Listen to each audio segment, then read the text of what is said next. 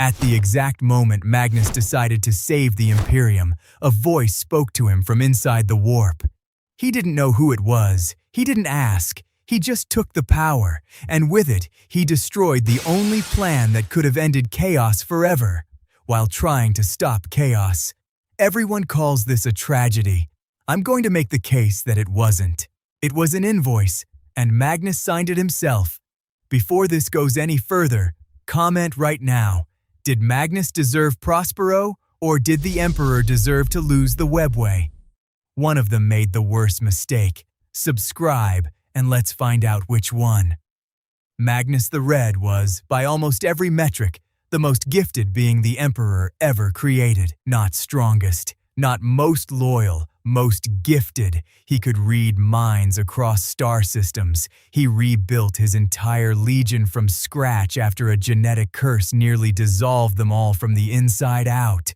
Literally, their bodies were crystallizing, turning to dust mid-stints, warriors crumbling into nothing in the middle of conversations. He fixed it. While running a planet, while fighting a crusade, he rewrote psychic genetics with one hand and filed the paperwork with the other. He was the scholar, the sorcerer, the one primarch who actually read the fine print on the universe and understood what it said, which makes what he did so much harder to excuse, because Magnus wasn't stupid. He wasn't desperate. He wasn't backed into a corner with no options. He just decided, at the worst possible moment, that he knew better than everyone else. Again. The Council of Nikaea was called specifically because of the Thousand Suns, because Magnus's legion was using sorcery in ways that made other primarchs uncomfortable. Ways that, to anyone paying attention, should have been stopped. Magnus showed up and did what Magnus always did. Argued brilliantly, eloquently, convincingly. He made the case for psychers. He made the Emperor reconsider. For a moment, it actually looked like he was going to win the debate. Then the Emperor ruled against him. Sorcery was banned. The Librarius was to be shut down. Direct psychic manipulation forbidden. Magnus didn't leave Nikaea slamming doors. He left in absolute silence. The kind of silence that precedes a fire. He didn't look like a condemned man. He looked like a professor who had just given a failing grade to a mediocre student. In this case, his father. He went back to Prospero and kept doing exactly what he wanted. Because Nikaea wasn't a theological debate. It was a family intervention, the warp addict trying to convince his family that he was the only one who could use the drug recreationally. This is not a man who didn't understand the rules. This is a man who understood them perfectly and decided they didn't apply to him. He was the greatest psyker alive. The rules were written for lesser minds. That was the first invoice. He didn't notice it arrive. When Magnus discovered Horus was turning to chaos, he had options. This is the part that gets buried. He could have sent an astropath. The standard method for urgent interstellar communication. The system the entire Imperium was built around. Slower, yes. Not fast enough for his taste. He could have dispatched a physical messenger on a fast ship. Also slower. He could have contacted a nearby primarch first, someone closer to Terra, and had them relay the warning through channels that wouldn't require breaking every psychic edict the Emperor had just signed. He chose none of these. Instead, Magnus decided to send a direct psychic projection to Terra himself. Faster, yes. Also illegal by the precise edict he had watched the Emperor sign on Nikaea not long before, while Magnus stood in the room and heard every word. You might think, fine, emergency measures, desperate situation. Except Magnus wasn't desperate. He was confident. He was the most powerful psyker alive. He had done things no other being could do. A psychic message to Terra across the stars? Please. That was a Tuesday for him. That confidence, that absolute certainty in his own ability is precisely why what came next belongs entirely to him. Halfway through the casting, the spell wasn't enough. The distance was too vast, the power required beyond even what Magnus could generate alone. And then, a voice offered to help. From inside the warp, an anonymous voice. No name, no introduction, no explanation of who it was or why it wanted to assist. Magnus did not ask. He just said yes. Sit with that for a second. Magnus the Red, the greatest scholar in the Imperium, the man who had studied the warp for centuries, who understood its nature more deeply than any living being, accepted unsolicited power from an unknown entity inside a dimension made entirely of predatory gods, while in the middle of sending a warning about those exact predatory gods. It is the psychic equivalent of receiving an anonymous wire transfer to your account the night before you testify against the mob. Helpful, suspicious, obviously a trap. He took the money. Magnus's message didn't arrive at Terra as a whisper. It arrived like an orbital impact, shattering the psychic protections the Emperor had spent decades weaving, turning the most fortified place in human history into an open wound. And the voice was Tzeentch, or an agent of Tzeentch.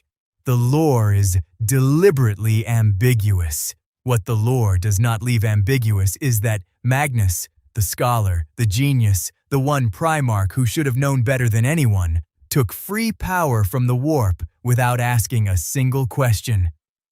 He was so certain of himself that the question never occurred to him. The psychic sending tore through the Emperor's defenses on Terra like a battering ram through paper. What those defenses were protecting? The Webway project. The Emperor had spent decades secretly expanding the Eldar Webway, a network of tunnels that exist entirely outside the warp, where chaos has no reach and never will. His plan was to connect every human world to this network, to give humanity a way to travel between stars without ever passing through warp space. Humanity would travel between stars without ever touching the warp. No corruption, no exposure to things that feed on fear and ambition, no slow erosion of worlds from the inside out. The plan was to sever humanity from chaos entirely, not defeat it, not push it back, make it irrelevant permanently, by removing the door it uses to get in. Magnus's psychic sending didn't just damage the protections around the Webway portal on Terra, it tore the barrier open. Demons flooded through into the tunnels beneath the Imperial Palace. The Emperor himself had to abandon everything, the crusade, the plans, the future, and sit at the portal, holding it closed with his own psychic power for hours, personally, to prevent Terra from being overrun. The Webway project died that day. It has never been resumed. In the 10,000 years since, the Imperium has been slowly losing to chaos, planet by planet, soul by soul, century by century. Magnus sent a warning about chaos. In doing so, he guaranteed that chaos could never be permanently defeated. He saved his father's life. He destroyed his father's life's work, and he did it to deliver a message that changed nothing about what came next. The Emperor's response was proportional by his standards. He sent Leman Russ and the Space Wolves to bring Magnus to Terra to answer for what he had done, not to execute him, not to destroy Prospero, to bring him back and hold him accountable. Then Horus got involved. Horus intercepted the order. He told Russ that the Emperor's actual intent was extermination, that bring him to justice was a diplomatic way of saying burn everything. Whether Russ believed this or simply used it as permission for what he already wanted is a debate that fills entire threads on the internet. The point is, the Space Wolves arrived at Prospero with orders, real or fabricated, to destroy. Here is where the story gets strange. Magnus could have fought back, not metaphorically. Literally, he was the most powerful psyker alive, on his homeworld, surrounded by his own legion, a planet that had been built and shaped by centuries of psychic knowledge and power. The Thousand Suns were formidable. Prospero had defenses. Magnus himself, fully committed, was a weapon on a scale that made primarchs nervous. His legion fought. Magnus didn't.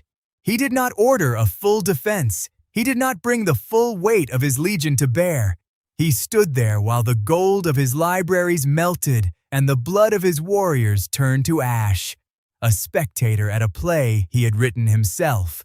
And when the end came, he accepted Tzeentch's offer of salvation, not as a victorious survivor, but as a man who had already decided something.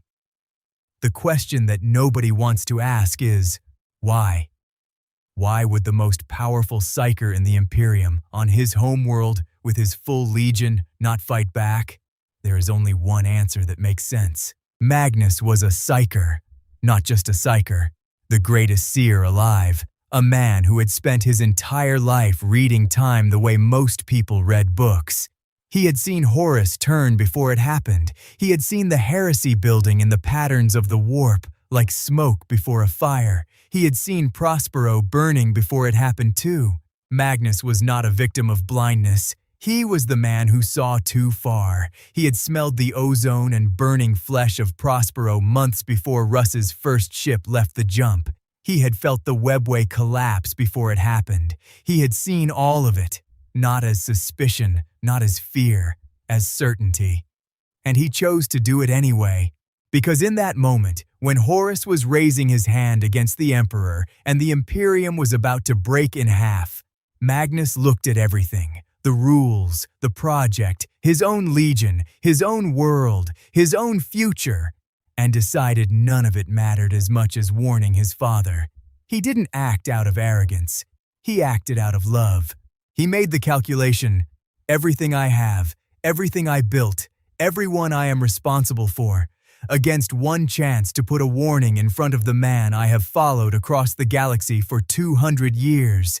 He chose the warning, and the Imperium was right to punish him for it, not because he was wrong about what mattered. Because you cannot run a civilization on decisions like that. You cannot build an empire on the logic of the individual exception. The rules he broke were not arbitrary. The Webway project was not a hobby. The psychic addicta were not paranoia. Magnus knew this too. That is what makes Prospero so uncomfortable to look at directly. He wasn't naive. He wasn't a fool. He wasn't manipulated into a position he didn't understand. He understood perfectly. He did it anyway. He accepted the cost. And then he spent the next 10,000 years as a demon primarch, servant of the god that manipulated him, watching the Imperium slowly collapse under the weight of a war that might never have been unwinnable, if the Webway had been completed. Prospero was not a tragedy. A tragedy implies something went wrong.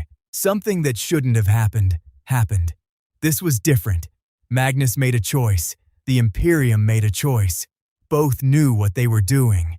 The invoice came due, the books were settled, and the result was exactly what you would expect when the most principled being in the galaxy decides that his principles don't apply to him. Just this once, just this one time, for the right reasons. Somewhere in the planet of sorcerers, a being of flame and fractured light looks out across a galaxy that is still burning. Not because he regrets it, because he doesn't, and deep down, you already knew that.